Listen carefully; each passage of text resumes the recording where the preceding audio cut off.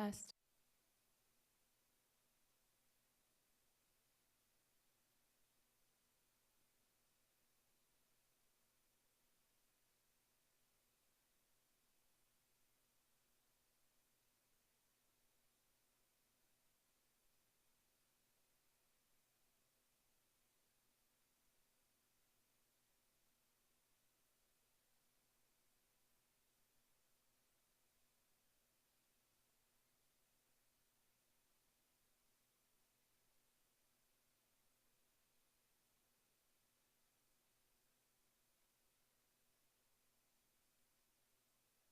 Test, 1, 2, 3, test.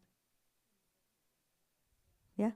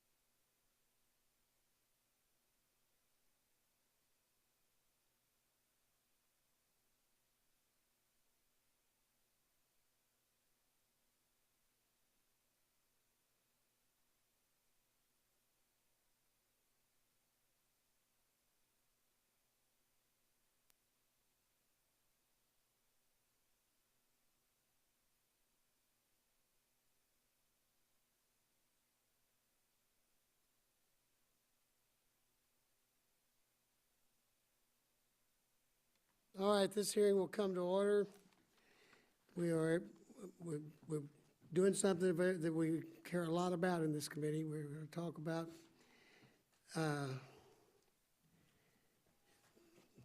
the Homeland Security budget and a lot of things that go with it.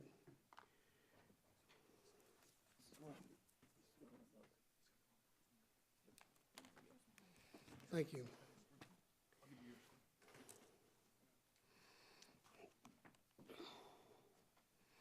This morning, we welcome Administrator John Pistol, and we thank him for being here today. We look forward to your testimony on the President's budget request for Transportation Security Administration's fiscal year 2015. While the outcome of the investigation of the Malaysian airline flight HM370 is still inconclusive, we must accept it as a sobering reminder that our aviation sector remains a primary target for terrorists, and that threats to aviation security continue to evolve. They are more sophisticated and complex than ever, but it's imperative that the TSA address these threats and develop the right methods for combating them. However, budgetary reality means we cannot simply throw money at a problem. Even if we agree on this real threat to our security, we can't do it. We must be wise in the limited use of resources and apply these resources to activities that have real and measurable security impact. A risk-based approach to screening and other TSA activities has long been overdue as we make every effort to improve our security, reduce screening times, improve the passenger experience, and cut costs. This committee has consistently supported risk-based approaches to transportation security, although the primary driver for these risk-based measures must always be improved security. I'm pleased to see that in your FY15 budget request, you include a reduction of $100 million as a result of savings related to these measures, including noteworthy reductions to screening personnel and other cost effectiveness at the checkpoint. This is the type of progress Congress envisioned when it directed the TSA to apply a risk-based approach to aviation security, and I commend the TSA for undertaking efforts to better focus its resources and improve the passenger experience by applying such screening procedures. We can all agree that TSA can and must do better. I have one additional point to make, and I've made this point before. Once again, this budget requests the use of phony, unauthorized offsets to pay for critical aviation security measures. We rejected such false offsets before, but unfortunately these gimmicks keep coming back, and we must keep rejecting them. Needless to say, this committee will most assuredly reject the administration's proposed increase in aviation security fees yet again, because the necessary authorization legislation has not been enacted, legislation that is not under the jurisdiction of this committee.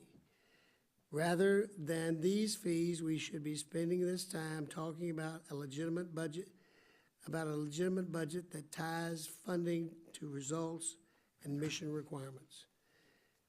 Administrator, transportation security has and will remain a priority of this subcommittee. I look forward to hearing from you today about how TSA is strengthening the security of our nation's transportation system. I remind you that your written statement will be placed in the record, so I ask you to take 5 minutes to summarize it. But first, I'd like to recognize Mr. Price, our distinguished ranking member, for his opening remarks. Thank you, Mr. Chairman. Welcome, Administrator Pistol. Thank you for joining us this morning to discuss the Transportation Security Administration's budget request for fiscal 2015. Your agent has a uniquely difficult task, broadly securing the transportation sector, including not only aviation, but also rail, mass transit, highways, and pipelines. Most people associate TSA primarily with aviation security and with it occasionally long lines and other inconveniences.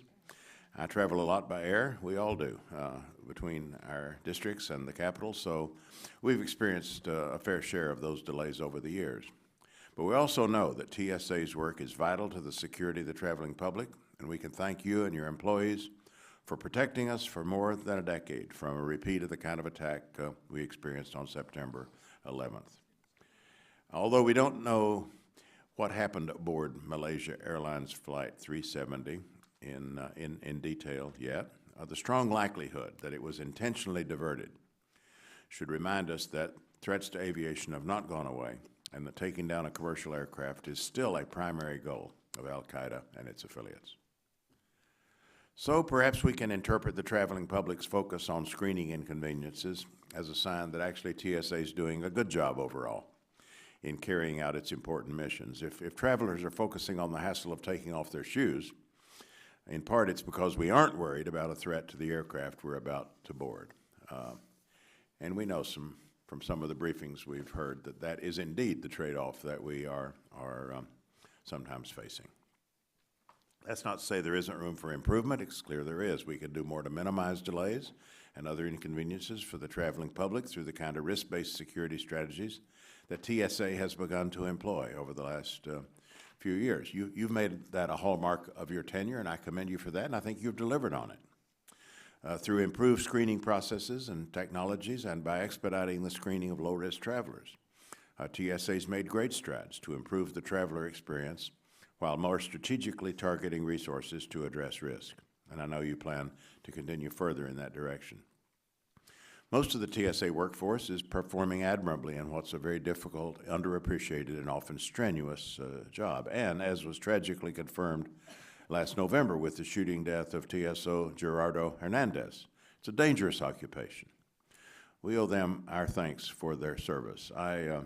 I pass through Raleigh-Durham Airport every week, and I am invariably struck by the professionalism, the demeanor, the friendly, cordial demeanor, the kind of attitude that workforce projects. I'm impressed by that. I'm very grateful for it, and I'm sure that the traveling public is protected well as a result of that, and the way it's replicated in airports across the country. We do occasionally still hear about inappropriate behavior by some TSOs. Because of the difficult nature of the job, the agency has at times struggled to keep more experienced and effective TSOs on the job. So I appreciate the efforts you've made to develop career paths in the agency and improve employer training and morale. Providing initial collective bargaining rights to the screener workforce was a good decision on your part. It should help the agency in the morale department. I hope you'll continue your efforts to boost employee morale, retention, professionalism through the collective bargaining process. I'm pleased that the fiscal year 2015 request projects a savings of $100 million associated with your risk-based efforts, allowing TSA to absorb personnel reductions through attrition.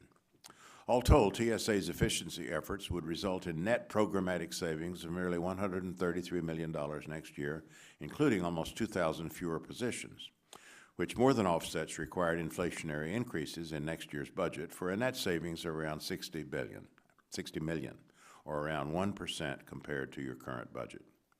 Unfortunately, the budget also proposes user fee increases as offsetting receipts to the tune of $615 million.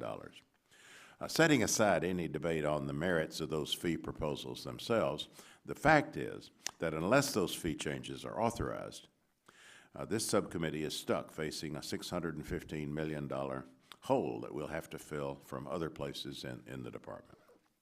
So we'll need to look carefully at your proposed budget, both to fully understand the risk-based efficiencies it includes and to look for other ways of finding savings while still remaining vigilant in protecting the traveling public. I look forward to your testimony and to a good discussion this morning. Thank you, Mr. Chairman. And before you begin, Mr. Pistol, we also have Ms. Louie here, the ranking member. We're pleased to have her here. And I recognize her for an opening statement. Well, I thank you, Mr. Chairman, and I'd like to thank Chairman Carter, Ranking Member Price, for holding this hearing today, and to Administrator Pistol, welcome. Thank you for joining us. In the years since you last joined us, TSA has expanded PreCheck to over 100 airports, and is providing expedited screening to over 35% of the traveling public. I'm pleased that in 2015, TSA expects its risk-based screening approach to yield over $100 million in staffing efficiencies, allowing the agency to put more money into new technology to keep the traveling public safe. These savings are important to minimize passenger wait times at airport security checkpoints, as well as flight and cargo delays. The budget calls for additional funding to assist charter passenger screening, which is a growing business, as well as $10 million more for explosives detection systems. To make sure that our screening technology is properly enhanced to protect against homemade explosives and respond better to threats from our enemies. Administration Pistol, you and I have worked together in the past to make sure that your employees have workplace rights and responsibilities. I continue to be concerned about morale for TSA employees, their security, and career advancement for female TSOs. I look forward to discussing these matters with you shortly. Thank you.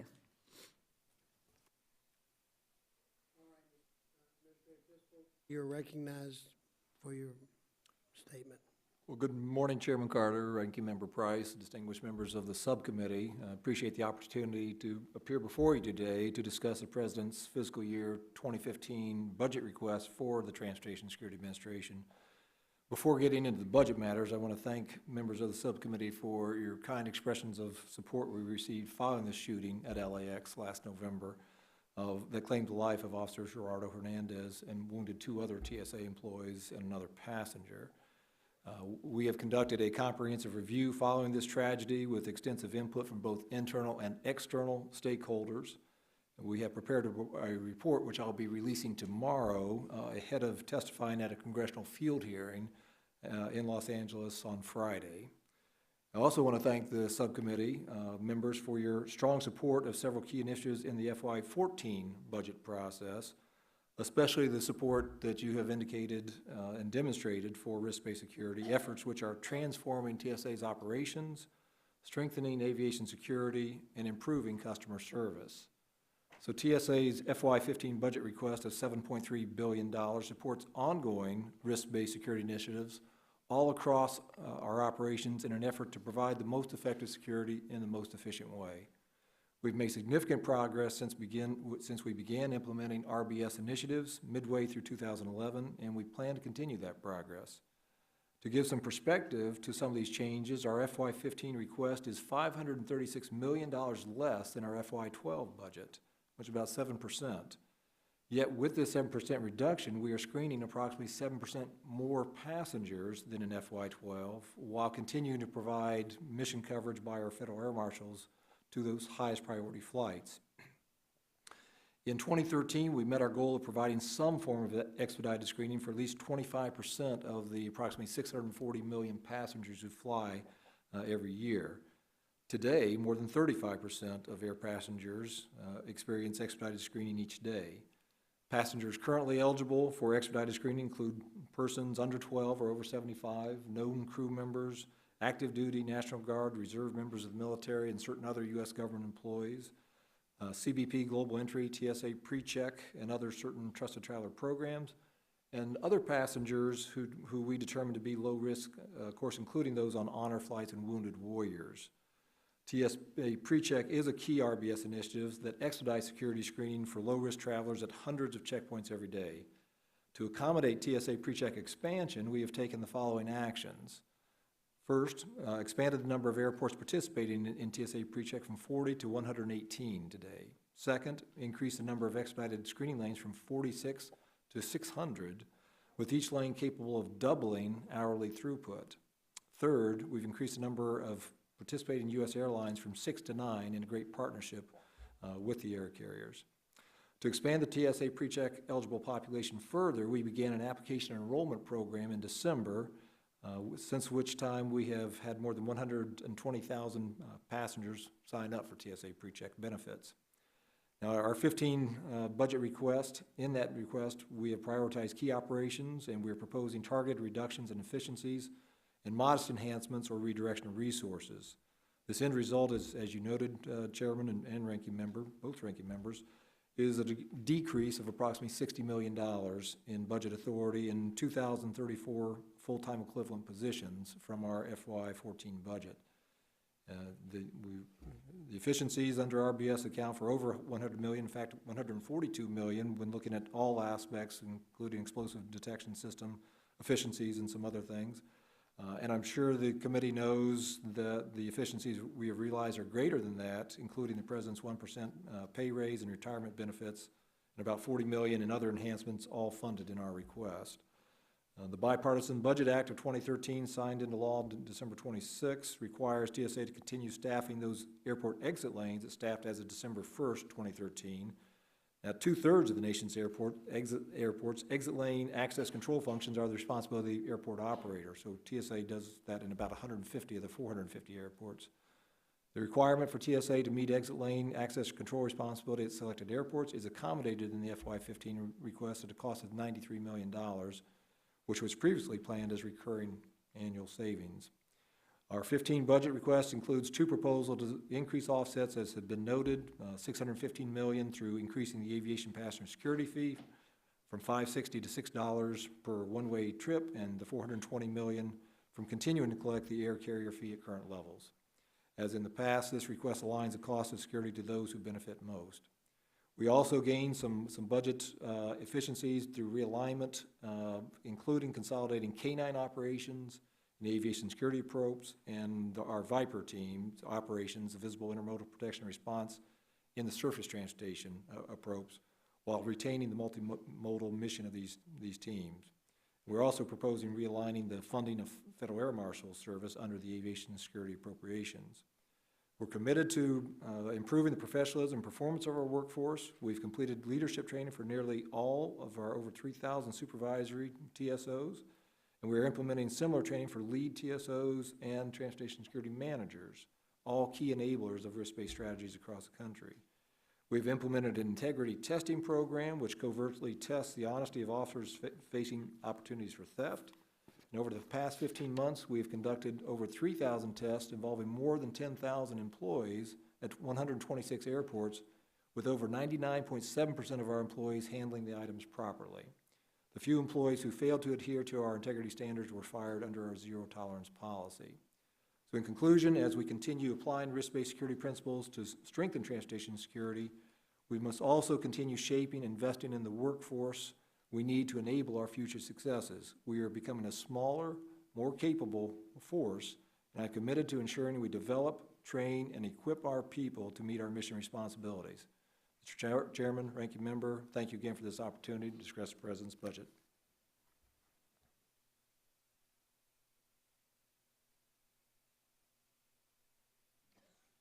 Administrator Pistol, as I mentioned in my opening remarks, I was pleased to see that your FY15 budget request includes a reduction of $100 million as a result of savings related to this risk-based security, as you were just stating.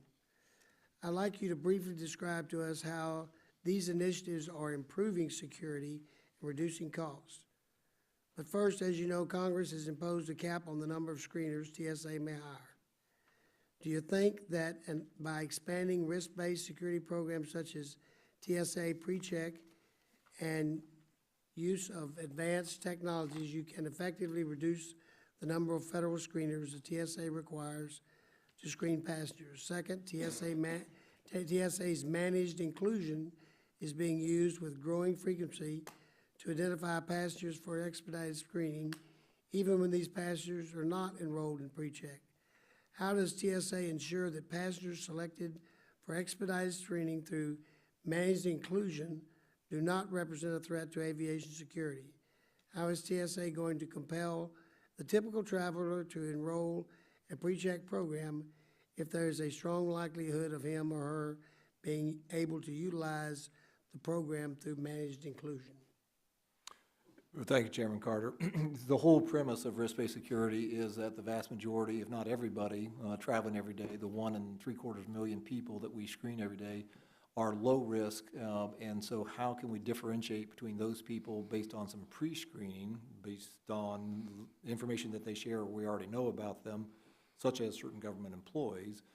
And so if we can expedite their physical screening, we can provide not only a more efficient operation. For example, a TSA pre-check lane can accommodate upwards of 300 people an hour, vice that of a standard lane, which is perhaps half of that, 150 passengers an hour. So we become more efficient in terms of providing that same level of security because of that pre-screening we've been able to do through Secure Flight and through other means. So the notion is how we can expand that, and that's why we have expanded the number of lanes, as I mentioned, from 46 to over 600. Now, about half of those are open all the time. The checkpoints are open. The other half are only during the busiest times in the morning and afternoon, typically, early morning, late afternoon. When it comes to managed inclusion, that's one of our ways that we can manage the queues. So if there is a TSA pre-check lane that is not being utilized and there's a long line in a standard lane, then we use one of three or four criteria, or 3 or 4 criteria in combination in our layered defenses to invite people who have not signed up necessarily for TSA pre-check to go through the expedited screening. Those criteria include, 1, knowing they're not on the terrorist watch list. So that's obviously a key enabler. 2, we have behavior detection officers who observe them and have not observed any suspicious behavior. And then 3, we either have passenger screening canines, bomb-sniffing dogs, that are looking for our highest threat, that being a non-metallic IED that might be on a person, such as Abdul Muttalib on Christmas Day 2009. Or we have a higher random rate of explosive trace detection, basically the swabbing in the hands and accessible property getting onto a plane to, again, assess for that highest risk.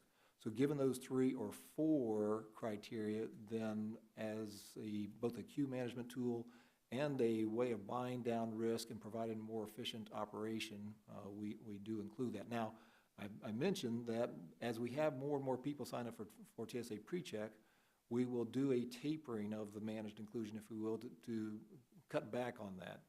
So we want people who are signing up to get that premium service, if you will. And so as more people sign up, I mentioned 120,000 plus the 1.2 million in global entry, we see we will be cutting back on the managed inclusion on an airport by airport, lane by lane basis. You think you will, or will you consider allowing airports to participate in the enrollment process? We have, we're still looking at a couple proposals from some consortiums that have come to us in response to a request for proposals last year. And airports in at least one of those proposals play a key role. And I've had conversations with several key leaders from the associations on that. We're still assessing that in terms of both the viability, which I think there's a lot of opportunities there, and the feasibility and the cost and all those issues, privacy issues, all those things. But that's something that we are still exploring. Mr. Price? Thank you, Mr. Chairman. Administrator, I want to ask you about deployable black boxes. The missing Malaysian Airlines flight jetliner has raised many questions relevant to several executive agencies, including TSA and the Department of Transportation. There's been a massive international search. So far turned up no trace of the plane. But even if we eventually find the plane, or some portion of the plane, many questions are going to remain until we have information that's containing in the flight data recorders or black boxes. Homeland Security angle in this record is clear. We need to know as soon as possible if there is a nexus to terrorism. Not only so that we can take any appropriate steps to strengthen TSA's security posture, but also to avoid taking any inexpensive, unnecessary steps if terrorism can be ruled out. But we all know recovering those black boxes and the data they track is no simple matter. The Malaysian Air flight reminds us of this. But nearly every major commercial air accident that's occurred over water or in remote areas has resulted in a costly and time-consuming recovery process. In many cases, including the planes that brought down the Twin Towers, the boxes are never recovered, and some recorders that are found are too damaged to yield high-quality data. However, there's a technology, automatic deployable flight recorders, that can address these kinds of vulnerabilities, ADFRs. In the event of an incident that threatens the physical integrity of the aircraft, the ADFR deploys away from the aircraft to prevent any damage to the recorded data. It lands safely near the aircraft wreckage or on land or in water. If it's in water, it floats, emits a radio locator signal. This isn't a new technology. It's been utilized on military aircraft for decades, and the potential benefits of its application to commercial aircraft have been known for some time. Some years ago, when I was chairman of this subcommittee, we directed TSA to test in concept the ability of ADFRs to improve rapid access to flight data following commercial aviation crashes, and also providing localization of downed aircraft and potential survivors. I've previously introduced bipartisan legislation along with Representative Jimmy Duncan, the SAFE Act, which would require the installation of a second backup set of deployable flight data and cockpit voice recorders on new commercial passenger aircraft, specifically those that are expected to operate over long distances, over ocean or remote location routes. This legislation also proposed a reimbursement mechanism for the security upgrade. So, Administrator, I raised this deployable recorder issue with Secretary Fox during a recent hearing, and he confirmed the FAA is currently evaluating this technology. I'd also like to hear from you about it.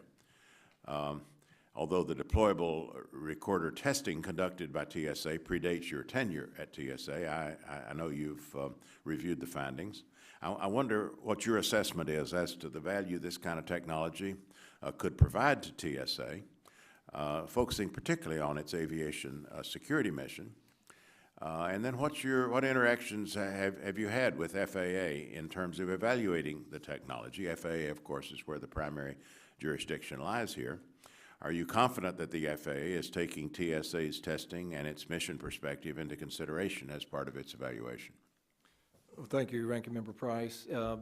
Clearly, there are benefits that would be achieved from having the automatic deployable black boxes on commercial aircraft in situations like Malaysian Air 370, and of course, our condolences to all the families and friends of those missing from that tragedy.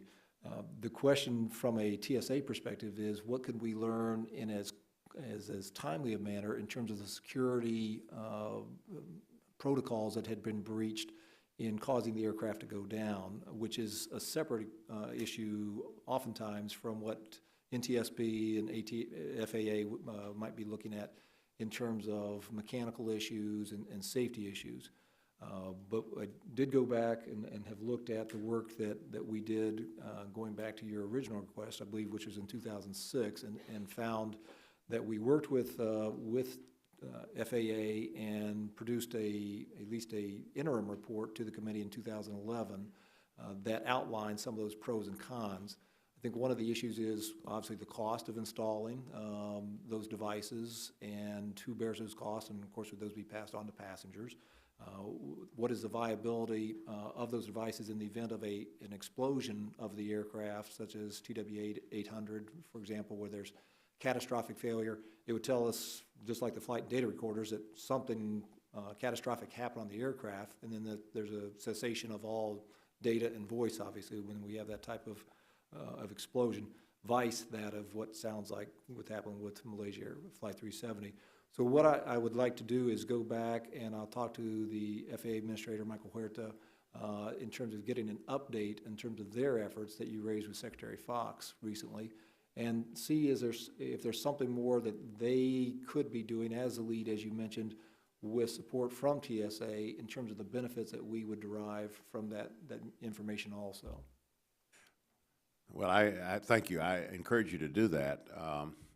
The TSA study was quite thorough, and it took a while, but it did get done, and it ended up incorporating a number of options, or raising a number of options that are worthy, I think, of consideration. As far as the cost is concerned, I mean, this search that has gone on right now.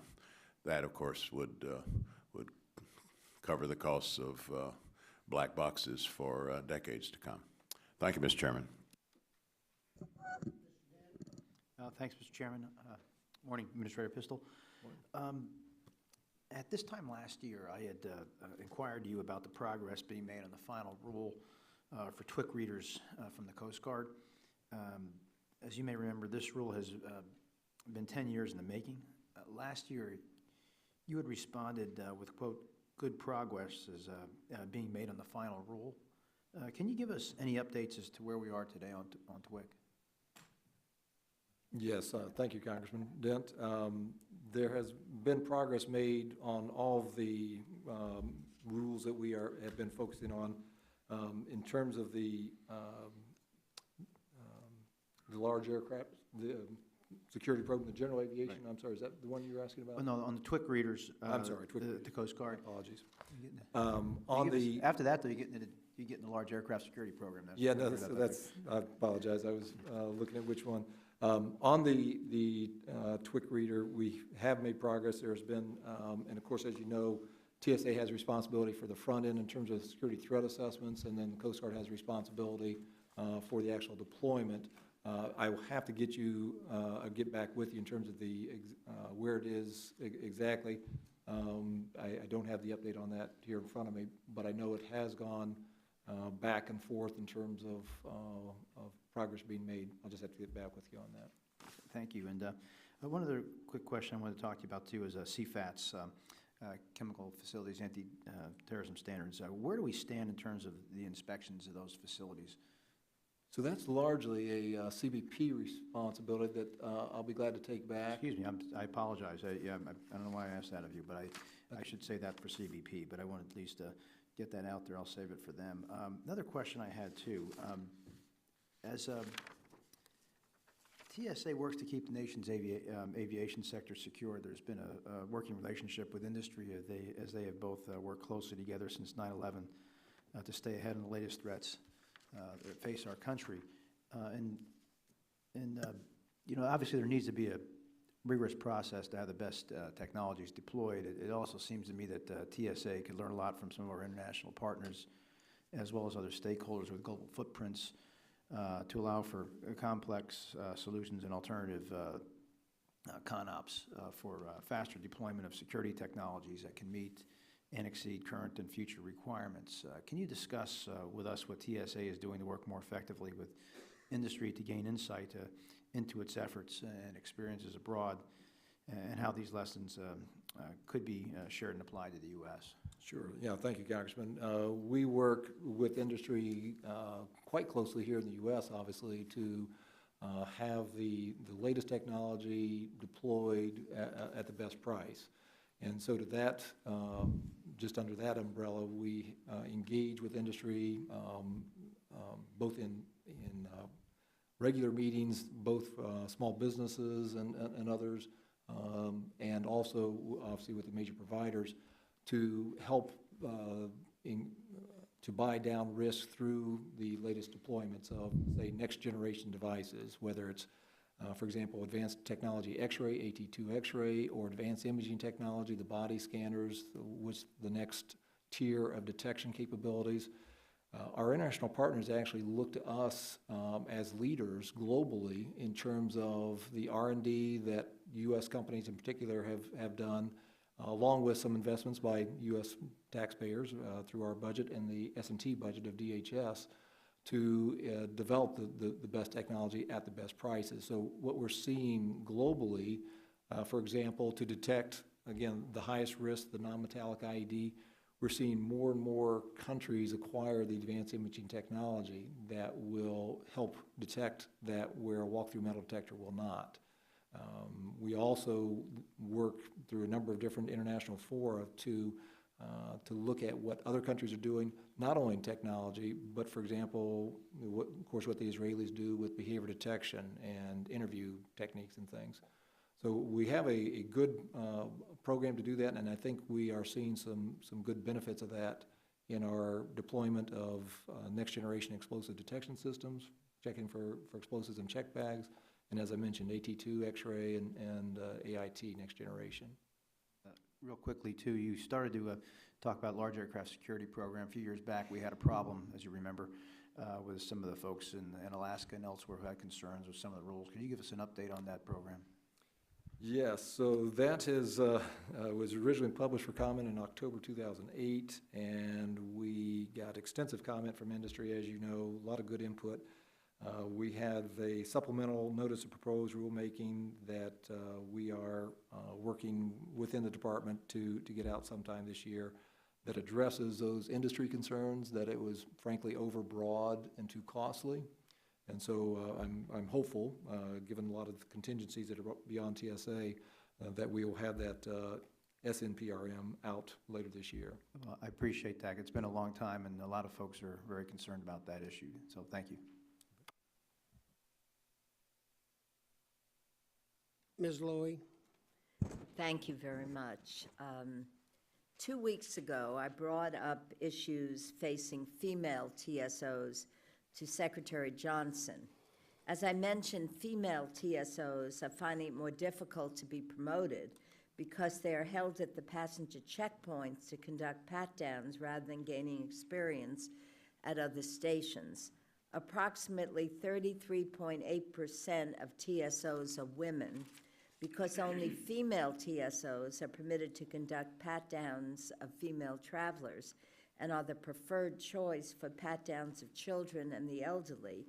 33% of TSOs are responsible for over 50% of all pat-downs. Due to the increased demand for female TSOs at passenger checkpoints, they are not rotating positions per TSA policy, leaving them without the experience in other stations necessary to be considered for a promotion. They're also often denied shift and position bids because they are disproportionately kept at the checkpoints. In addition to making an effort to hire more female TSOs, what steps should TSA take to ensure that female TSOs have the equal access to training, shift bids, and promotions as their male counterparts? Well, thank you, Congresswoman Lowy, and Secretary Johnson and I discussed this since the hearing, and so I appreciate you raising it with him and with me, because that is, I think, one of our key enablers for becoming a high-performing organization, to make sure that we have women represented in key places throughout our organization, which is reflected in our senior leadership. On your numbers, I thought we'd provided your staff some updated information that actually it's 43% of our screening workforce are women, so female, instead of 33. So it's actually several thousand more than what you had raised with Secretary Johnson. So that's the good news. The challenge then becomes, as you mentioned, with the pat downs, that obviously we have female, and children. I will say that since one of the issues raised is with the increased pat downs since 2011 and 2010 when I came in to try to address this, because of our risk-based security initiatives, we have actually reduced the number of pat downs across the board. So that's reserved for a more resolution of an alarm that we just couldn't resolve, as opposed to our old policy. If somebody alarmed, we'd pat them down. So another issue is that if somebody's doing an excellent job, a female TSO is doing an excellent job in their specialty, that we still look to promote that person if they are, obviously capable of doing things. So the multidisciplinary approach, which you mentioned, can be important. But if somebody excels in their area and they indicate interest in management and have that management potential, clearly we want to promote them. We've had several senior executives women who started as TSOs, who are now in the senior executive ranks of TSA. So they've come up through the ranks. Still not as many as I'd like to see, but what a great role model they provide for us in terms of saying, yes, you can start at the bottom and work your way up. So I appreciate you raising that. I've asked our Office of Human Capital to go back and look at what we're doing with our Office of Training and Workforce Engagement to make sure that we are providing those opportunities for women and frankly for all minorities. So it's not just a group of white men who are running the organization and doing all the frontline work. Thank you.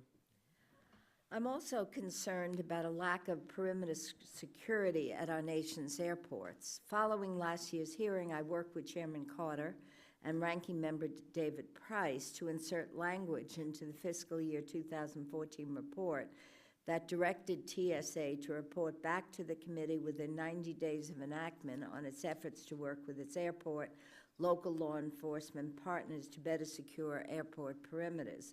We're approaching that 90-day mark, so I hope we'll soon get that information. On Christmas Day, as we recall, 2 men at 2 different airports, Newark and Phoenix, were able to climb a high-security fence while impaired and access the tarmac. At Newark, which recently upgraded security system, the person in question was able to run across 2 runways before anyone noticed, even though the alarm had been activated. While good actors take off their shoes, jackets, belts, remove the battery to their laptops, others, it seems, can go for a stroll on the tarmac. Quite simply, it makes us vulnerable, and this vulnerability is unacceptable. Now, a GAO study recommended that TSA needs a national strategy to secure airport perimeters. The report stated that 87% of the nation's 450 commercial airports have not conducted a basic vulnerability assessments. Can you give us a preview of what you'll soon be reporting to the committee? What actions is TSA taking to increase perimeter security at airports? And what do you believe are the respective roles of TSA, airport authorities, and local law enforcement? All right, great series of questions there, Congresswoman. In terms of perimeter security, because we do see that as one of the challenges, and so as you indicated at the latter part of your question and comment there, the airports themselves, the 447 airports where TSA provides security, has the frontline responsibility for the perimeter fencing, the security, whatever type of cameras or patrols they have. Now, they do that to our standards, and we audit and inspect those, the fencing, and then work with the airport authorities. But for example, Is there nationwide standards on perimeter security? there are, but they're general, so the sense is, or if you've seen one airport, you've seen one airport. Because of the uniqueness of each airport, we have to make sure that they are tailored. So there is a national standard in terms of some basics to ensure that these people that you mentioned, which are a handful out of course, the hundreds of millions of passengers and the millions of, or hundreds of thousands in a way of airport workers who have access to the active area, are there because they should be. And so we see this as part of the 2 aspects. If it's an external person coming in, of course, there's been no terrorists that have tried to access an airport through the fencing and things, a perimeter that we're aware of. You mentioned a couple of people who've been drinking too much or driving or different things and got lost on a jet ski or something like that. And so those are concerns, but what we're primarily focused on is there that coupled with a potential insider threat, somebody who's working at airports that does have access to the sterile side. So we work with the FBI to do what we call joint vulnerability assessments at the major airports. And we do those on a routine basis. Obviously, if there's a breach of perimeter security, such as the ones you've mentioned, we will follow up immediately with the airport authority to address that. And there's a well-known case from a Southeast airport a few years ago where a young man got on plane, in the wheel well of a plane, and then as on approach to Boston Logan, his body dropped out. Yeah, but if I may, Mr. Chairman, just in conclusion, do you need a carrot and stick approach? Do you need national standards? Rather than making it casually, let's check the airport. Oh, no. Yeah, so it is both the carrot and stick approach. Do you need specific standards so you can direct them Yes. to make improvements? So we have those standards. The question is, how much do we do in partnership with the airport authority, or how much do we do it basically through regulation?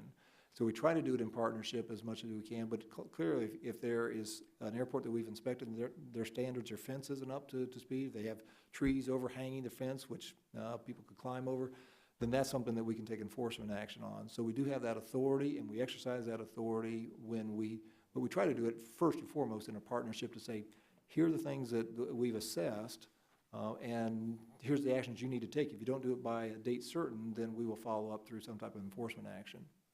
Thank you, Mr. Chairman. Mr. Fleshman? Thank you, Mr. Chairman. Good morning, Administrator Pistol. Thank you for being with us today, sir. Mr. Administrator, you've stated in the past that the Aviation Security Advisory Committee plays a vital role in helping TSA continuously enhance our ability to ensure the security to the traveling public. Clearly, providing for a formalized means for TSA to continue to seek and receive stakeholder input is critical to effective governing and improving aviation security methods, equipment, and procedures. Last June, TSA announced a renewal of the charter for the Aviation Security Advisory Committee and requests for applicants ahead of ASAC's last meeting on July 22nd, sir. What is the status of the charter and TSA's plans to solicit stakeholder input through ASAC?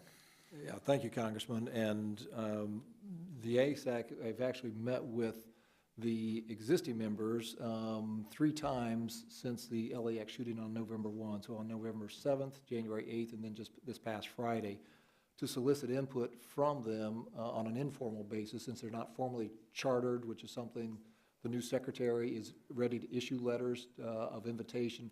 With the transition of secretary, with Secretary Napolitano leaving and Secretary Johnson going through the process, he obviously wanted to have input as to who would be on this committee. And so, as I understand, they are ready to issue letters of invitation, some of whom will be existing members. But be that as it may, I did have those members in addition to some other stakeholders to give us input as to officer safety and security at airports as a response to the LAX shooting. So I think when this report comes out tomorrow, hopefully the feedback that you will hear from external stakeholders has been positive in terms of the engagement process. Thank you, sir. A follow-up question. Mr. Administrator, with the most recent concern around the Olympics of explosives diagnosed as toothpaste, TSA temporarily banned liquids, aerosols, gels, and powders from carry-on luggage. I think it's imperative that the latest technology be deployed to detect such threats at the passenger checkpoint and to be able to do it in an expedited fashion without slowing down travel. What, sir, is the status of TSA and the European Union in developing a common screening of such items in carry-on luggage, and why hasn't this been implemented yet, sir? Well, so in January of this year, we did start a pilot program with the European Union as it relates to the small liquids aerosol gels, or I should say those that are in, for example, a duty-free bag. So if a passenger in London has a duty-free bag purchase, and they fly to JFK and then on down to Washington, in the past, that person would have to take that duty-free, whatever the item is, and put it in their check bag for the flight coming from JFK here. Under a pilot program that we're doing with the European Union, which again just started in January, is that we are allowing most of those to stay with the passenger, because we recognize the explosive detection capabilities of certain airports in the European Union. We're also looking at something similar with Canada and Australia, recognizing that as technology improves, as you noted, that we can do a better job globally for assessing this highest risk. Now, that being said, there are some countries that we will not allow that to happen, and it is a pilot program with the European Union. As they have more of their airports acquire the technology to detect those type of non-metallic IEDs. Thank you, sir. Mr. Chairman, I yield back, sir. Mr. Cuellar? Mr. Chairman, thank you so much for holding this meeting. And sir, thank you so much for being here, and appreciate all the good work that your men and women do. As you know, we're usually on airports, and I get to work with them every week, twice a week. Let me direct your attention. There was a provision that we added through the help of the chairman and the ranking members that said that for the first time, the head of each agency, as they turn in through the president the budget request, they should link the budget request to the performance plan that GIPRA calls for. As you know, we had a modernization of that in 2010. And from there, you're supposed to be looking at measures that examine outcome, output, efficiencies, and customer service. And I would ask your folks to go back and look at that because we're missing those categories as required by GIPRA and as required by the provision that we added on this omnibus bill. So I would ask you to look at that, number one. Number two, I would ask you to look at, just as an example, some performance measures, or one performance measure. And that has to do with your behavior detection activity, which is the SPOT, screening of passengers by observation techniques. As you know, the GAO came out with a report November of 2013, a few months ago. And I think since 2007, your agency has spent about $900 million from there. I think there was a New York Times article that came out 2 days ago, a couple days ago, that also questioned the work that you're doing. And I know behavior observation techniques are something that are needed. The question I'm bringing up, leading to the first point I made about performance measures, is that if we spend $900 million so far, the GAO has asked you to look at how effective is the work done. I mean, especially if you spend over $900 million, I think the taxpayers need to know how effective the program is.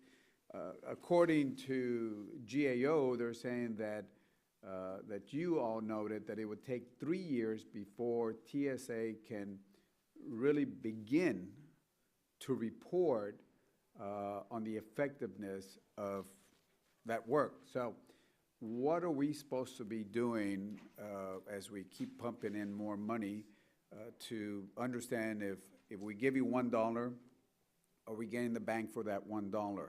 If we give you $900 million, what's the bang for that $900 million? I mean, how are we supposed to provide legislative oversight? Yeah, thank you, Congressman. There's obviously a lot of different views about the efficacy of our behavior detection program, our SPOT program, and the officers who do that work. It comes down to a question, how do we measure that in terms of your issues with GIPRA and tying that into the budget? So the 3-year period that you mentioned is basically trying to get to a gold standard of evaluation. We have done, we have a number of metrics, which I'll be glad to share with you in the subcommittee, to evaluate what our BDOs are doing. We have about 3,100 FTE for BDOs, and so that cumulative dollar amount that you've mentioned is basically personnel costs for that, obviously training and things like that. But we could have done a better job earlier on, I would say, in terms of establishing those metrics as one of the multiple layers of security that the BDO program offers. So one of the benefits we're seeing now that is actually an inverse of what the program was created for, looking for suspicious behavior to designate somebody for higher risk screening, selectee screening, let's say. We're using BDOs effectively through what was mentioned earlier, the Managed Inclusion Program, to identify low-risk passengers. So if you want to say we're getting double bang for the buck, there are a number of people who are going through expedited screening today, literally millions of people, because they've been observed by BDOs as being lower risk. So that's part of our equation of saying, okay, the program originally started to identify high risk. Now we're doing both high risk and low risk, so let's make sure that is a metric that we can identify as being one of the enablers. So the cost-benefit analysis is, if it catches one terrorist, then it's worth that, just seeing what happened on 9/11 or something else. And I can't help but think that if BDOs were in place at Newark, at Boston Logan, particularly Dulles, where the 19 hijackers came out of, they would have observed some of that suspicious behavior that even the airline personnel said, yeah, this Muhammad Atta, for example, he's acting suspiciously. So yeah, and just to conclude, to be cognizant of my time, I got a copy of your government.gov performance measures. I would just ask your folks to work with GAO as the provision calls for, to come up with measures because, again, the chairman here, when he was in the state and I was in state, we've been doing this since 91, 92, and we had the people that wore robes, judges and academicians that said, well, you can't measure education, you can't measure this. There are measures. So if they can do it, I know we can do it. So again, I appreciate all the good work. I just ask your folks to go back and review those measures. Thank you. Ms. Roble Allard.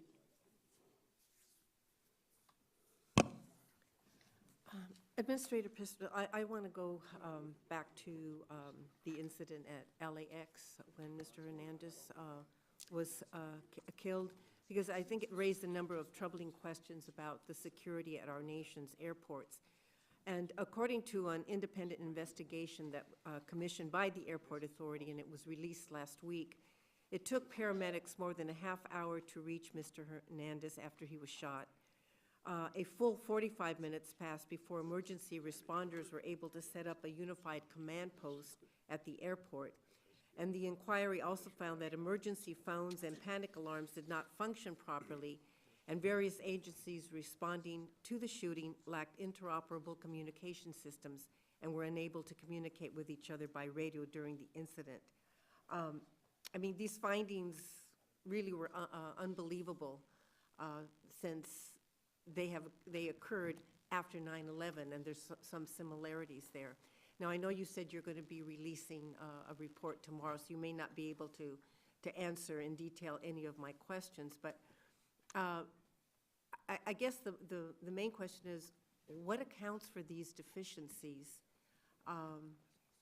And will the report that you will be issuing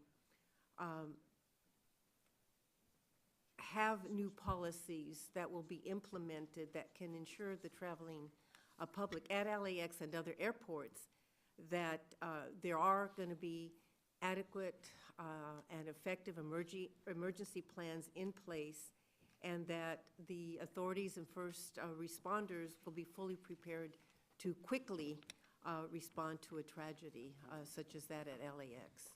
Yeah. Thank you, Congresswoman. And obviously, the protecting our workforce is our highest priority, to make sure they can do the job in a safe and secure environment. That being said, the LAX report that was published last week focused on, obviously, the events there, many of which the items you have articulated. Our report is looking at safety and security of officers, TSA employees around the country, so it's not LAX specific, although it takes some of those issues that were identified, such as the duress alarms. Are there adequate duress alarms for TSA employees in the event there is an active shooter? Do those alarms work? When was the last time they were tested?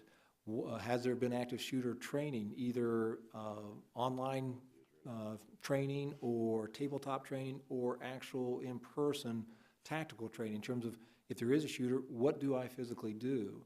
And so part of that for TSA employees is the training that we have required for all TSA employees to be completed actually by the end of this next week, and we are almost all the way there, is that they need to know what to do. So it's basically run, hide, fight. So the idea that they should be engaging a shooter unless they are an armed law enforcement officer, no. The idea is just frankly get out of the kill zone. So and some of our officers, many of our officers at LAX have been trained 3 weeks prior, and so they responded accordingly as the shooting took place.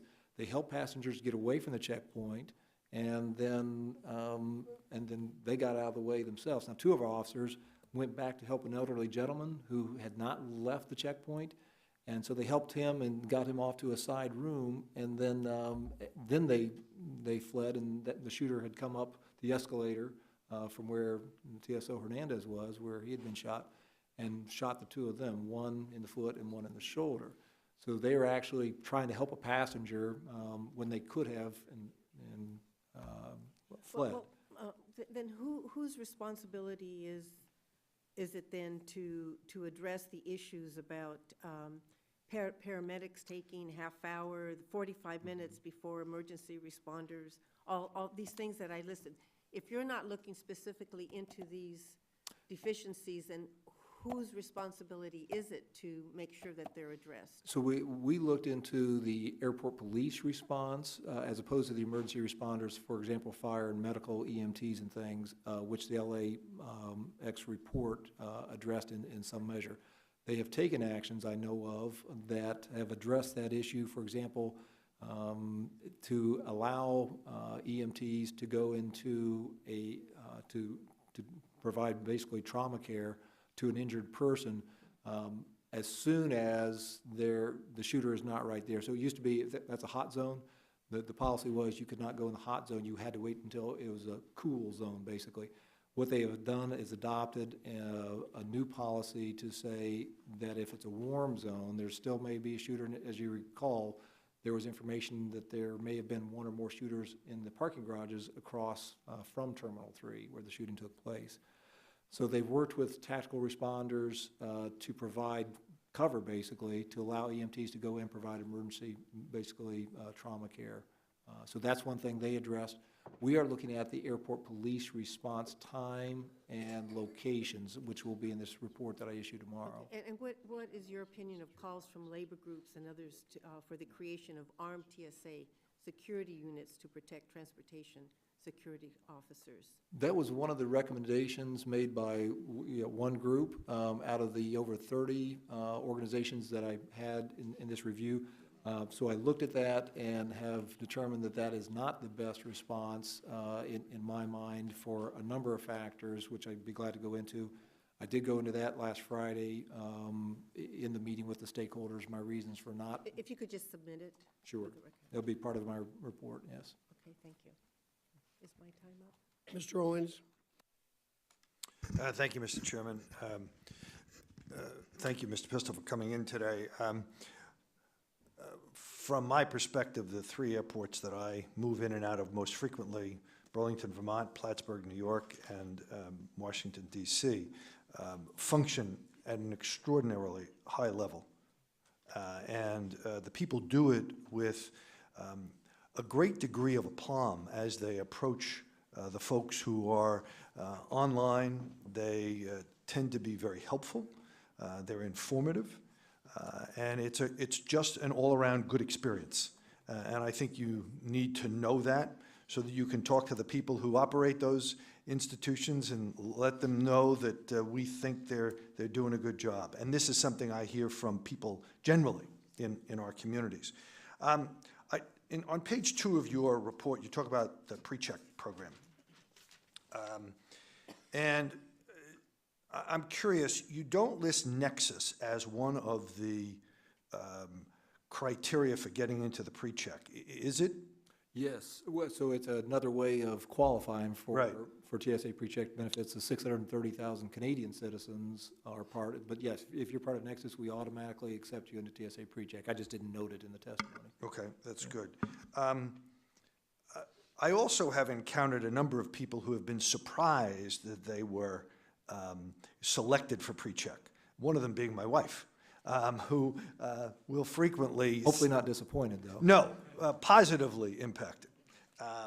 And I assume that that's because of your use of the managed inclusion and secure flight risk assessments? That's right. So we made an assessment that she's low risk, probably separate and apart from her marriage to you, but yeah, just that notion of, yes, she qualified on a flight-by-flight basis. So she may have received it one time, but not the next time. And so it's almost like we're doing a free sample for people to encourage them to sign up for TSA PreCheck, $85 for 5 years. Okay, that's very important information. I will note with one other bit of humor that frequently at DCA, the pre-check line is longer than the regular lines, which I really find somewhat amusing. We have noticed that, and hopefully it's like at the supermarket where you have an express lane of 10 items or less. There may be 4 or 5 people in that line, but so it's a long line compared to the one person in the regular checkout. But if he or she has 2 shopping carts full, you're going to take a lot longer behind that one person than the multiple people in the express lane. So that's why we continue to expand the number of TSA PreCheck lanes around the country. Good, that's great. One other question I wanted to ask, and this relates to page 1, the second paragraph of your written testimony, you talk about the use of intelligence analysis and information sharing. Are you finding that you are getting information in a timely fashion from the other agencies? Yes, absolutely. That's been one of the things that I've been very pleased with since coming to TSA from being the Deputy Director of the FBI, where of course got the daily intel briefs from around the world on all matters, is both the detail and the timeliness of the reporting from the intel community and the law enforcement community as to anything transportation related. So it's outstanding in my mind, and then our own folks doing the analysis related specifically to the transportation sector, not just aviation, surface transportation, rail, bus, all those others. In fact, I had a briefing on yesterday that was outstanding in terms of looking at certain areas, certain issues based on classified intelligence. So yeah, I'm quite pleased with it. Mr. Chairman, do I have time for another question? Yeah, I think so. Thank you. As you could tell from the airports that I mentioned, I live along the northern border. And one of the issues that we talk a lot about with our friends in the Border Patrol and CPB is the issue of the cells of terrorists that are located in Canada. And are you getting adequate information from the Canadians in terms of the people who are crossing the border to take flights along the northern border? Yes, so we work very closely through the U.S. interagency, but for example, with the RCMP or the Canadian Security Intelligence Service, CSIS, directly. We have a representative in Ottawa that gets that information either through the U.S. government agencies in the embassy there or sometimes directly. And of course, CBP does a great job in terms of tracking that information through a number of different programs and then sharing that on a real-time basis. So, and we do see that with people who are on the no-fly list who will come in from overseas, go to Canada, and then try to cross over on the land borders. So we get that on a daily basis in terms of good intel from the Canadians, great information sharing. Good, thank you very much. Thank you, Mr. Chairman. Congress has repeatedly directed the TSA to make greater use of screening programs, Screening Partnership Program, SPP, we call it. Yet, to date, only 14 airports are actively participating in these seem to be valuable programs. Furthermore, TSA budget proposes to cut the funding for SPP. A couple of questions. First, is TSA satisfied with the amount of time it takes to award an SPP contract and to transition that airport to privatized screening once the application is approved? And second, TSA bases its federal cost estimate on TSA's starting wages rather than the actual wages being paid by TSA, preventing bidders from meeting the parameters of the bid without paying incumbent employees a TSA starting salary, rather than what their current wages would be. Is this in this budgetary environment, cost efficiency is very and absolutely critical, but has TSA set a bar unduly high for the private screeners to compete with the federalized screening? And what is TSA doing to ensure that most comparison process is fair and accurate? Yeah, thank you, Chairman. So you're right. We have the 14 current SPP airports. We have 6 in queue that we have approved their application, and then we're going through the RFP process to actually award a contract. 4 of those should be awarded in May, and 1 in August and 1 in September. So those 6 should have contracts awarded by September for all 6 of those. I will note that last year, or in calendar year 13, we only had 1 application. So we had 5 pending from 2012, which were delayed for several reasons, some beyond our control, but some within our control. So I've reorganized the office that deals with this. Actually, it was in 3 different offices, so I combined those efforts to give a greater focus because it frankly has taken longer than it should have, I believe. Now, given the joint statement from you and the Senate for the FY PROPS, in terms of having an independent study done to assess the costs involved, the estimate that we use.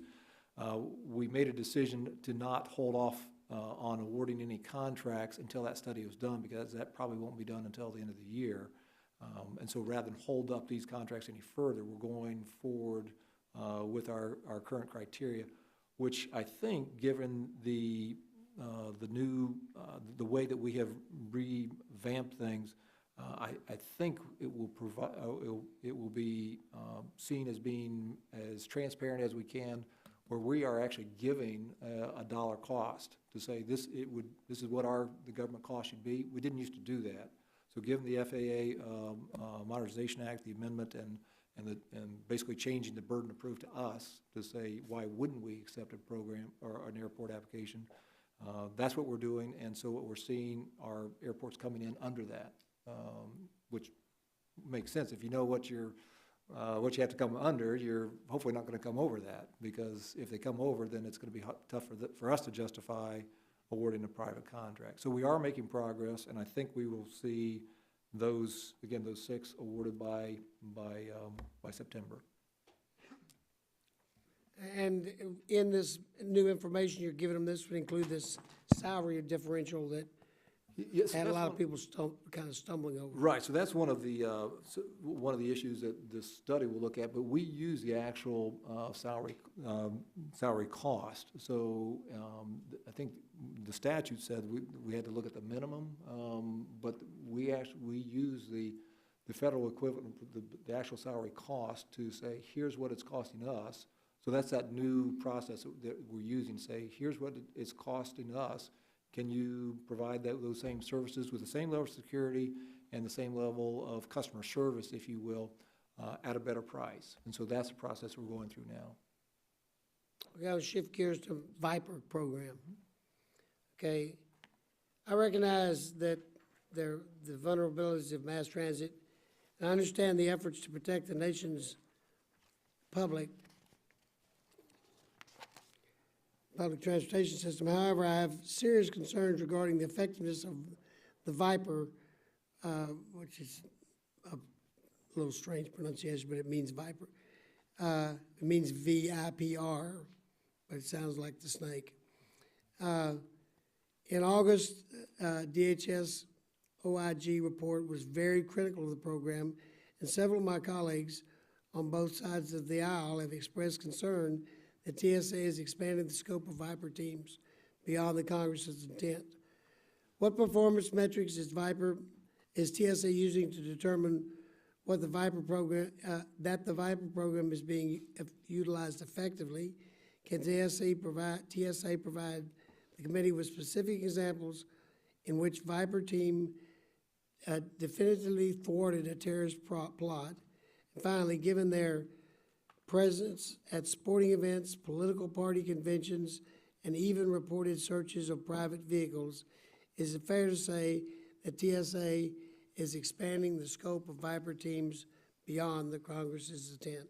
Yeah, thank you, Chairman. Obviously, the Viper teams are designed to be as their name implies, a visible intermodal prevention team. So one of the key aspects is, in virtually all instances, we are participating at the request of a state or local or other transportation law enforcement agency request. So, for example, Amtrak may ask us to have a Viper team over at Union Station to help them to augment their resources, recognizing that as most state and local law enforcement agencies' budgets have declined over the last several years, they look to us to help augment from that notion of being a deterrent. So the metrics are similar to TSA metrics across the board. How many terrorists have Viper teams stopped? Well, that's obviously the same thing in terms of a deterrent. We don't know how many putative terrorists have come up to say a train station, or perhaps if at LAX, if there had been a Viper team outside Terminal 3 on November 1st at 9:30 in the morning, perhaps the shooter would have gone on maybe to another terminal or something else. But anytime we can push off a terrorist, to another time, place, or location, that gives the rest of the law enforcement and frankly the intel community opportunities to identify and disrupt. So it is seen as a way of deterring activity. Sometimes there will be arrests made because somebody does something in front of the local or state police, but those are the ones doing the arrest, not the Viper teams. And so they're comprised of canines, armed officers, federal air marshals, perhaps behavior detection officers, and those transportation security officers who may be able to do explosive trace detection. So it is something that we have taken a reduction this year. We're actually, in the 15 budget, we're reducing the number of teams from 37 to 33, and it's something that we will constantly evaluate for our return on investment. There have been some high-profile matters other members of Congress raised 2 years ago, going back to, I think it was the fall of 2011 and perhaps even the spring of 2011, 3 years ago, where Viper teams probably exceeded their mandate, and so we assessed that and said, no, that's beyond what we should be doing. Let's stay here in this area and not wander off into other areas because we can. So we did rein those activities in and try to keep it focused on, from a risk-based approach, where might terrorists be looking and how do we buy down that risk. So you basically eliminated the traffic stops and the vehicle searches. Yes. Just a curiosity, I'm gonna take a little extra time. Well, something Mr. Price raised on the deplorable black boxes and the cost of these searches. These things cost millions and millions of dollars. I just don't know the answer. I assume that everybody that goes out there with a volunteer plane is paying their own way. Is there anybody that has to reimburse them, and especially, is there some program that I don't know about that the United States reimburses them? That's beyond my knowing, Chairman. So Because it seems to me what Mr. Price raised at his first question is a very cost-effective way to find these things. And I think we ought to, if Malaysia's having to pay back all the money that's being spent in this search, they'll be broke. yeah, I don't know the details on that. I spoke with my counterpart in Kuala Lumpur last week just to get an update and to, again, offer any assistance that we could or other U.S. government agencies if they were needing that, and he was very appreciative. But my understanding is that each country is covering the cost of their own. Okay, that's all, just curious about that. Thank you, Mr. Chairman. Minister, I want to invite you to reflect on some of the lessons learned from your efforts to employ risk-based analysis in the security enterprise. I first want to just briefly revisit your discussion with Mr. Cuellar, though, about the behavior detection officers. I'm glad to know that you're exploring these GAO conclusions, which I have to say, to me, were surprisingly negative. I want to see them explored. We'll await the results of this third-party evaluation that you cited. One of the reasons that I have been predisposed to favor this program or to see it as having a high potential was an experience we had some years ago when this subcommittee visited Ben Gurion Airport in Tel Aviv. And as you know, the behavioral detection methodology, I think, was most fully developed there, or certainly that's been a place where it's been extensively utilized, and the Israelis really swear by it. I wonder if you could just reflect on that. Do you think the SPOT program really differs significantly from the Israeli program? And are those differences related to the GAO criticism? So you think GAO, I guess the question with the GAO analysis is how much of this would apply to almost any behavioral detection program? How much of it is specific to the way it's been executed at TSA in this country? Do you have any thoughts on that? Yeah, thank you, Ranking Member. So a couple issues. There's over 800,000 state and local police officers and sheriff deputies around the country, every one of whom has either had formal or informal behavior detection officer training. I mean, it's a survival skill in the street. If you're a street cop, you need to be able to size somebody up and make a judgment and take appropriate action. And so the question is, how does that, how do you quantify or qualify that in terms of metrics, and how does that affect their mission, which is a difficult proposition.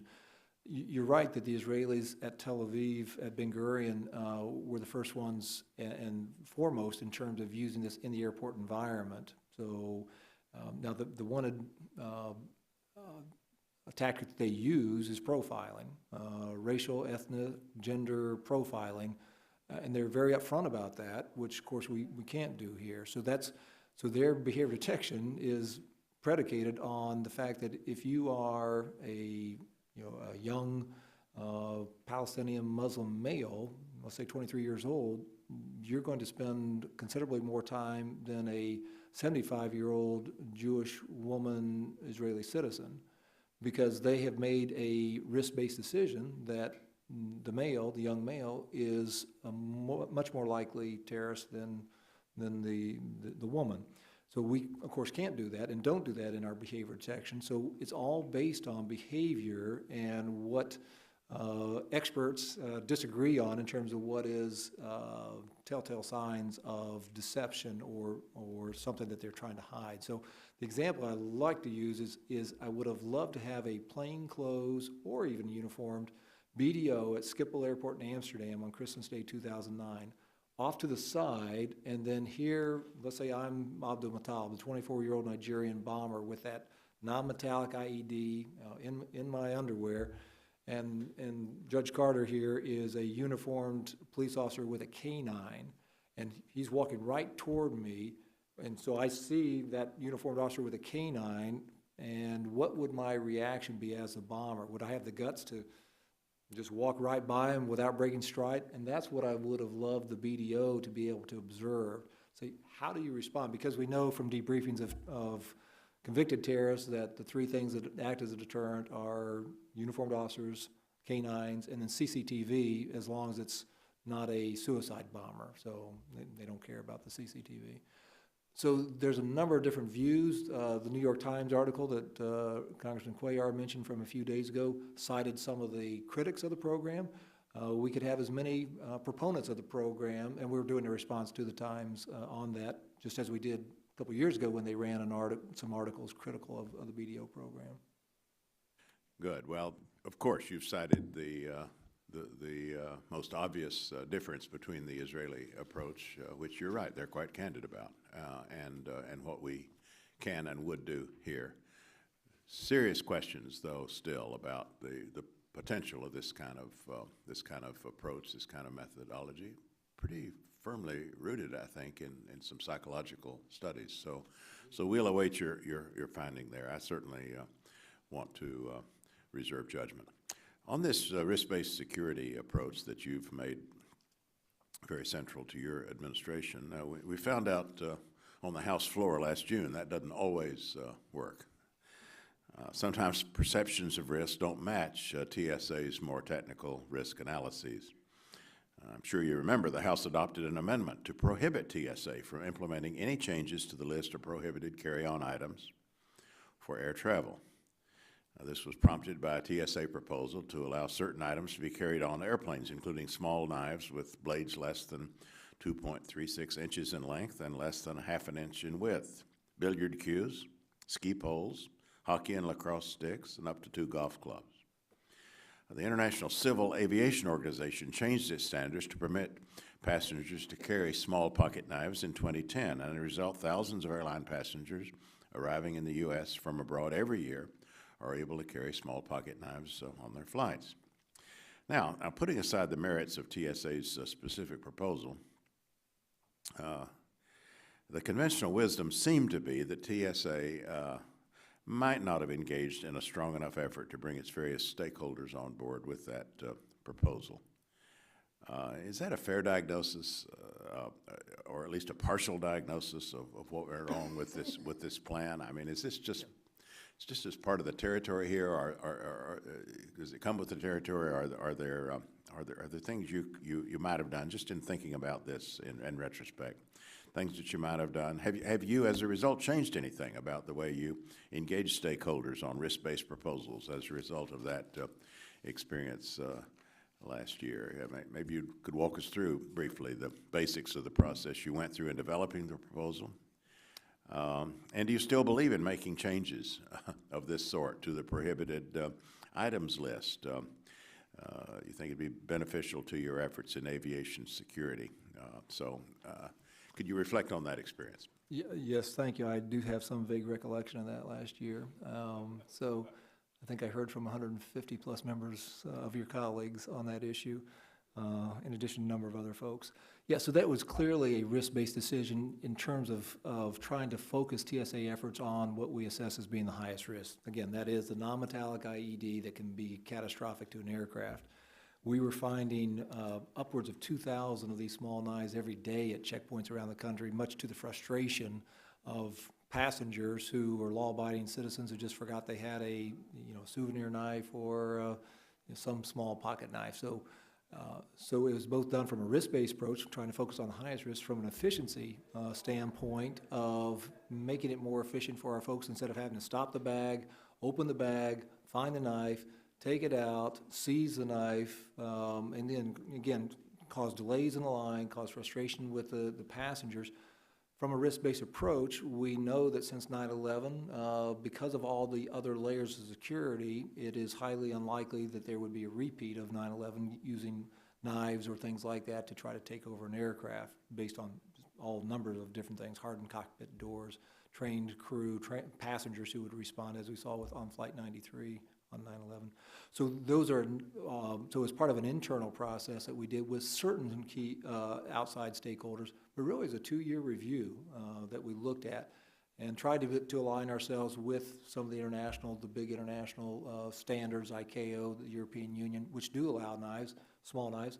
So you're right, a passenger coming from Europe can bring a small knife to the U.S., we're going to seize it.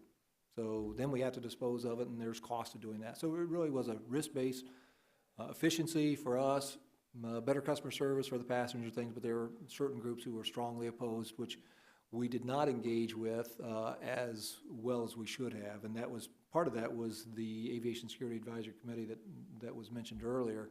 And so since that time, as I mentioned with the LAX shooting, we've engaged that group, even though there's not a formal charter for the group now, 3 times since that shooting. And so I want to get their input. I just don't want that to be something where it's dispositive that somebody else is making decisions as opposed to TSA and me as the administrator of TSA. I'm the ones who is responsible for making those decisions. I want that input. So in retrospect, clearly, I could have done a better job of soliciting that input and vetting those considerations much more broadly. Again, we did do a considerable amount of vetting, but obviously could have done more. Well, thank you. Thank you, Mr. Chairman. Mr. Culberson. Thank you, Mr. Chairman. Mr. Pistol, I wanted to ask if I could about a requirement that the Congress passed in the 9/11 Act of 2007 that is a mandatory requirement that the TSA, quoting the statute, and this is in Section 1204 of Title VI, that the TSA shall, quote, shall develop a program to facilitate the tracking of motor carrier shipments of security-sensitive materials and to equip vehicles that are used in such shipments with technology that allows for frequent communication, vehicle position, location tracking, and a feature that allows the drivers to broadcast an emergency signal. And that, of course, has now been over 6 years since that law has passed. The subcommittee has been concerned and we've talked about this before, and the TSA's inability to, failure to move forward with this program. And the committee in February 2012 submitted questions for the record, Mr. Pistol, to the TSA asking when and how you're going to move forward with this obviously urgent program, because it allows the TSA to keep track of and identify, God forbid that tragedy in the Malaysian airliner had been, what if the plane had actually been hijacked and flown somewhere and repainted, and you could have a situation where a truck carrying a load of explosive material on the roads of the United States just disappear, show up in a populated city. I always remember as a boy growing up in Houston, a truckload of anhydrous ammonia went over a freeway overpass and exploded and killed a whole lot of folks. You've got dangerous cargoes moving on the road, and this law was put in place so you would keep track of them. And yet, in response to a question for the record by this subcommittee in February 2012, TSA replied that you were going to intended to commit $3 million in incremental funding to the ongoing FedTrack R&D initiative in 2012 and 13. But as far as the committee knows, as far as I know, none of that $3 million in funding has been applied, and the R&D program is at a standstill. So I would first ask, Mr. Pistol, does the TSA intend to honor the written commitment that you made to Chairman Carter, to Mr. Price, and the subcommittee in its response to the QFR dated February 2012? Yes, Congressman, and thanks for that question. Because you're right, it is an area that potentially can be a significant issue when there is something bad, either by intent and design or by accident that happens. And the question is, how can we best work with industry to prevent that? And so the details of that have, I will have to get back in terms of where the actual, the timing of those issues are. I know that the multiple layers of security that we have in aviation are obviously not as focused on surface, but for example, the hazmat endorsement for all commercial driver's license that we require and do a security threat assessment on, that helps in terms of identifying if there is a potential threat that a terrorist would try to exploit one of those hazmat loads. But it doesn't address, I think, your broader question of simply the tracking where those loads are. Now, we do that with the rail industry, and have worked very closely with the rail industry to limit, for example, just within a mile of here at the Capitol several years ago, there were those type of, those toxic inhalation hazard cars that were being parked overnight. And so in working with industry, we just had them move those away from the Capitol to buy down risk as it relates to this. You're working on it and just not sure what. Yeah, so we're working on it, and we are trying to apply risk. You're not sure when you're going to get it brought to fruition. I don't have that off the top of my head. So okay. I'll get back with Now, you. remember the law said when it passed, not later than 6 months after August 3rd, 2007, you shall have the program in place. I will look into that, Congressman. That's something I haven't been tracking. So, if I could also ask, if you could, thank you very much. You'll need to get that please back to the chairman and the committee in writing. We're also, of course, concerned about the lack of a central tracking system and therefore the lack of real-time visibility into the nationwide movement of trucks that are carrying hazardous material. And wanted to ask you, sir, if you could, to tell us, short of essentially shutting down the entire nationwide system of Tier 1 highway security-sensitive material after a security instance, what other tools do you have at your disposal to deal with the aftermath of a security incident involving a truck carrying anhydrous ammonia or some other deadly chemical?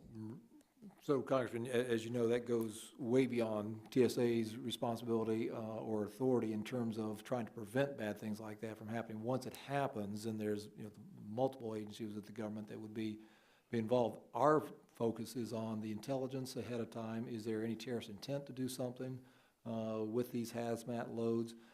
Do they have the means, the motive, the opportunity? And so that's why we do those security threat assessments on the drivers.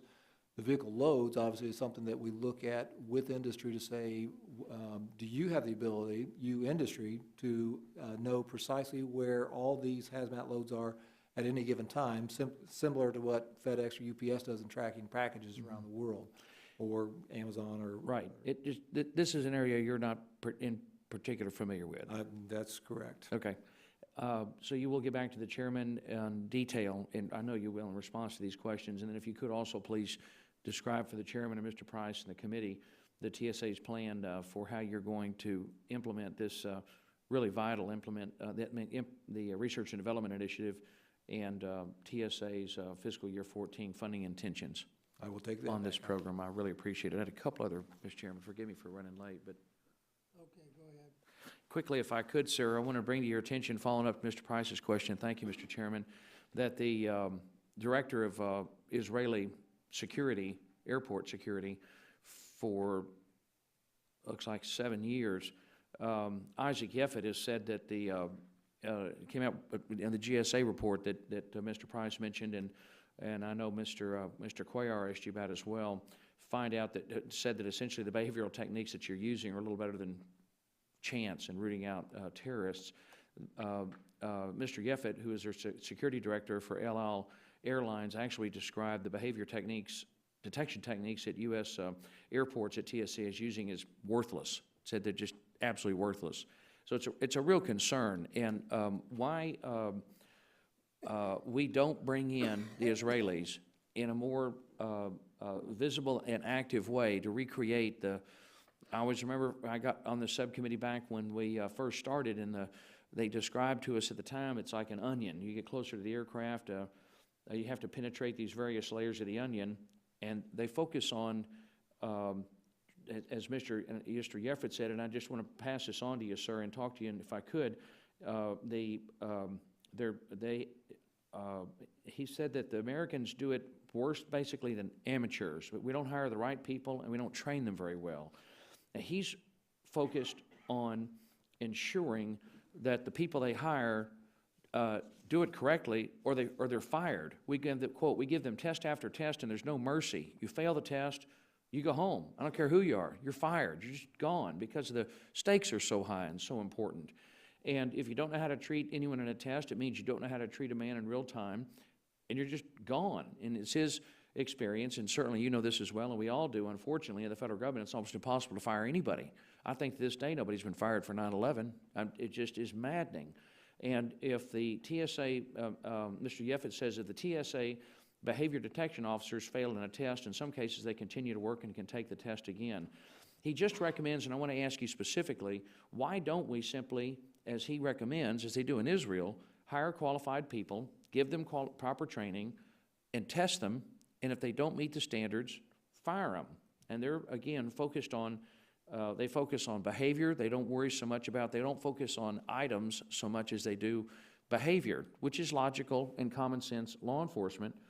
Why can't you simply fire people, particularly in this critically important job, if they don't measure up, as they do in Israel? So you asked a number of questions there. So there's several aspects. Last year we fired over 1,400 employees for non-performance. So this notion that we don't fire people for not doing the job is not accurate. The year before, 1,605 people. The year before, 1,124. So we do fire people. We have an annual certification that ATSA, the enabling legislation, requires us to certify frontline employees on an annual basis. Were they fired for their failure to be able to correctly identify behavior, or to failure to protect the security of the aircraft? Failure to perform their duties as we require. So the issue in terms of the behavior detection program, I would have to go back and check. I'm not aware of anybody specifically being fired because they did not identify a high-risk passenger, because we know from 9/11. Or fail their tests in identifying such folks? Well, and so that's we'll have to go back and look at to peel back the onion more on that number. I will say that DHS S&T did a study several years ago that found the use of behavior detection was 8 to 9 times more effective than random. And so the whole Israeli program, as we were talking about earlier, is based on or predicated on being able to profile.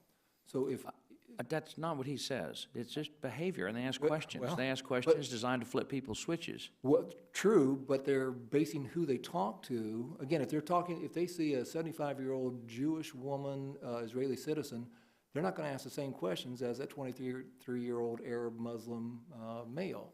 So there's different questions of who they're, so it's all predicated on. The Jewish lady's not going to react the same way to the same question they may ask somebody else. What they're doing is looking for behavior.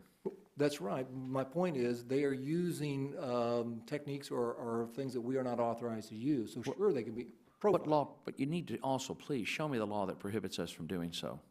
Okay. They've never been able to do that, by the way. In all the years I've been in this committee, Mr. Chairman, I've never been able, I've asked repeatedly, and none of y'all have ever been able to show me the law that prohibits us profiling from doing what the Israelis do, and that's behavioral based Well, yeah, they're very upfront screening. about saying they are profiling based on those two scenarios I gave you, which my reading of the Constitution and law says we are precluded from doing that. So if you have something that says we can, be glad to have that dialogue. But No, I'm just asking you to show me the law that says you can't use the techniques the Israelis use.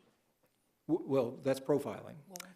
So Yeah, but I mean, that's I the whole don't issue. know, but I'm not asking you to profile, I'm asking you to just use what, in terms of behavioral, the observation, you know, they ask questions, they watch for reactions. So it was Israeli Ben Gurion authority, experts who Thanks helped for the us time. develop the program initially, if that helps answer your question. Sure. This is a Mr. great Combs, article. if If I you yield could, just a moment. yes, sir. The Israeli civil liberties are not the same as ours. For instance, it's my understanding that Israeli snipers may shoot someone who has not fired a weapon. Oh, yeah, that's just not as what I'm displayed suggesting. one, and quite a few other things. So it's a different, we're dealing with a different constitution and a different set of Bill of Rights. Sure, and I want to stress, you're exactly right, Mr. Chairman, and that's not what I'm suggesting. I'm just asking, first of all, that the Israelis have a higher standard of performance for their law enforcement officers than we do. And he's suggesting, and I'd like to offer this for the record, Mr. Chairman, I think that I know that Mr. Price, everyone in the committee would benefit from this article. Mr. Yeffet says, don't eliminate the program, just hire qualified people and test them. And if they don't measure up, fire them. That's all. Got it. Mr. Chairman, let me just say, in terms, may I? Sir, please. Yield? Yes, sir. I think the administrator is absolutely correct in his accounting of the way the Israelis themselves describe their program. It is profiling, and it is profiling that I think under our Constitution, under our judicial precedents, would simply be prohibited. Now, the question is, are there aspects of the Israeli program that go beyond that we can utilize? And That's what I'm driving at. good. That's what I'm driving at. Yeah, and again, we use some of their techniques that aren't based on profiling in terms of developing the BDO Yeah. program. the SPOT What sort of things program. can we do here? Right. And I still haven't seen the statutes that sort of put the fence around what we can and can't do. If you could provide that to the committee, and I'd love to have this for the record, if I could, Mr. Chairman. Thank you for the extra time. Well, enter this to the record. We'll try to get a copy to everybody as you requested. Thank you. All right, I guess we've got a few more people. Ms. Robo-Allen? Administrator Pistol, the Screening Partnership Program, as I understand it, is a pre-9/11 model of security that allows airports to contract with private companies to screen travelers at security checkpoints. In the past, you've testified that in many cases, private contractors are actually more expensive than government employees, and that there's no evidence of private contractors providing a higher level of service or security than government employees.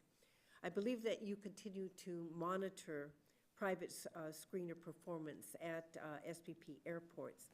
Based on your ongoing analysis, have your views in any way changed on the use of and the cost effectiveness of private screeners instead of trained TSA personnel to protect the traveling public? Yeah, thank you, Congresswoman. Yes, historically, the privatized airports over the last several years have been anywhere from 3 to 9% more expensive than the federal workforce.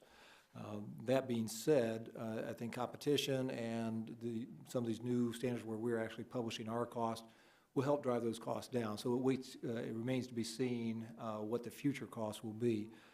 We do assessments of those 14 airports in terms of their detection capabilities and in their customer service through several different programs that we have, which we could go into some detail if you'd like. And generally, they fall within the same median of our airports in terms of detection capabilities, so security effectiveness, and passenger customer service, if you will. So it has been a cost driver, particularly. Now, the more and more SPP airports there are, it drives up our administrative costs for TSA because we have to have more contract people, people to oversee those contracts and everything. And especially as more and more companies may become involved, as opposed to one company so you have the U.S. government, then you have one company doing everything. So it does drive up our costs. So as we're trying to use risk-based approaches and acquire efficiencies, I want to be mindful of that. So we'll see with these next 6 that, again, the contracts will be awarded through September, where they come out in terms of their proposals, how much it will cost, and then we'll evaluate that. But it is something that I'm mindful of, simply trying to provide the best, most effective security in the most efficient way, because taxpayers are still paying for it, whether it's privatized or it's TSA employees. And then based on your evaluation, would you have any recommendations for this committee with regards to that? Well, I think so. So we'll see how these contracts come in and what the costs are. And so, yeah, I'll be better informed in the fall as to what the way forward might be. Okay, look forward to that. Just quickly, I want to just follow up a little bit on the issue that Congresswoman Lowy brought up with regards to the female TSOs. And because I've had the same concerns, and my question is, what is being done to increase the number of women TSOs in the workplace? Yeah, so we're doing several things, Congresswoman, to try to both attract and retain women as security officers because of their critical need in carrying out the function. And that includes recruitment on campuses and community colleges where we are doing associates programs for TSA employees. So we will, especially in those larger airports where we are hiring people, such as LAX, where we're always looking for qualified people, we try to make that a priority and have senior either TSA employees who are women or others who can speak on our behalf to do part of that recruitment. So that's one thing.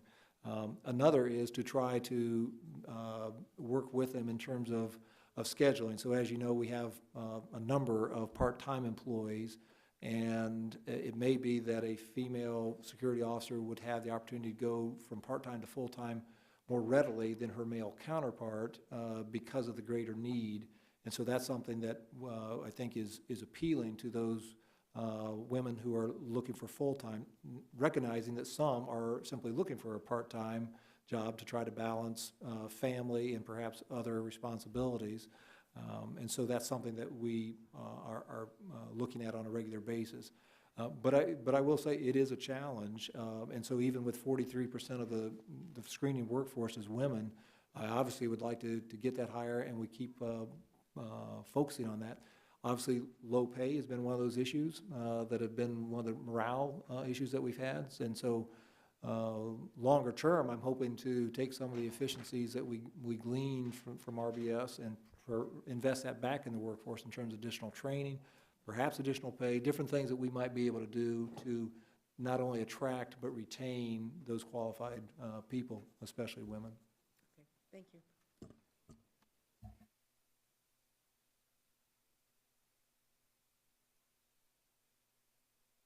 All right, just an aside that I talked to you about on the phone the other day. The CBP is making strides with regards to the expansion of global entry by establishing a robust public-private partnership relationship between public and private at some of our busiest ports of entry down on our southern border. I'd like to, I'm wondering, we talked about it a little bit briefly, to start thinking about the concept of TSA and maybe the SPP program in certain venues, in certain places, establishing a public-private partnership, or think outside the box in other areas. One of the things that Mr. Culberson mentioned about tracking trucks. I visited a private business that insures cargo, and they track trucks, buses, I mean, not buses, trucks, trains, and ships all over the world. As long as they got that one seal cargo, they know where that thing is, and they got a board that looks like something that would be in the basement of the Pentagon that's got dots on it, and those dots move all around the world, and they're keeping track of it because they got to pay for it. Okay, that it might be that there's a relevance to a public-private partnership with someone who's doing business like that to track dangerous cargo as under contract basis with the TSA. That kind of thinking might be a lot of solutions as we work towards the future, because industry is fairly robust in this country, and they come up with good ideas, as you're well aware. I'd like to make one set of closing remarks, please. Administrator Pistol, thanks for being here today. We appreciate it. And you answer our questions very effectively. We appreciate it. When we conclude this hearing, I want to remember that last November, Transportation Security Officer Gerardo J. I. Hernandez was killed in a fatal shooting at Los Angeles International Airport. This tragedy was a great loss for DHS community, and particularly the TSA. It also serves as a sobering reminder that the sacrifices made every day by the men and women, there are sacrifices made by the men and women of Homeland Security. At great risk, we secure our homeland, and we honor their dedication by offering our gratitude and support. On a final note, this subcommittee wants to recognize Mr. David Nicholson for his public service. Since March 2005, Mr. Nicholson has served as TSA's Chief Financial Officer. In that position, he has been responsible for the financial operations at TSA, including operations at more than 450 airports. David has served in a variety of positions in the department and for nearly 20 years. He served in the U.S. Coast Guard, attaining the rank of Rear Admiral, while spending most of his time in the Pacific, Bering Sea, Caribbean, East Coast, and Northeast Atlantic. David, we've been told that this is your last subcommittee hearing. We wish you our sincerest congratulations, and we thank you for your service to our nation. Thank you.